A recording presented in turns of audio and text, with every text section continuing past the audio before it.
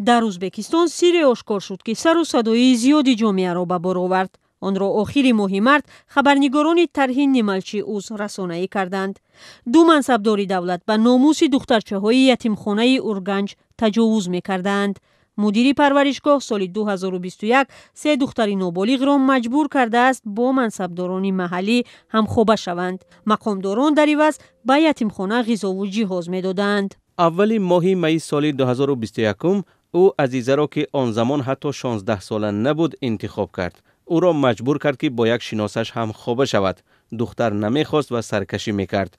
мудир бо тираки ошхона додари хурдсоли ӯро дар пеши чашми ҳама кӯдакон зад. ба навиштаи таҳқиқгарон тақрибан 10 моҳ раҳбари раёсати вилоятии адлия ва раиси идораи ҳолатҳои фавқулода дар ноҳия ноболиғонро таҷовуз карданд. онҳо духтаронро ба хонаҳои давлатӣ мебурданд ва гоҳе ҳам дар худи ятимхона бо онҳо ҳамхоба мешуданд. қурбонӣ аз ҳама хурдӣ ҳамагӣ 15 сол доштааст. раҳбари ятимхона дар додгоҳ гуфт, касе духтаронро маҷбур ба робитаи ҷинсӣ накардааст. мудирро соли гузашта ба 5.5 соли зиндон маҳкум карданд. ду мансабдори дигар дар озодӣ монданд. фақат 1.5 сол ҳаққи берун шудан аз маҳалли зистро надоранд.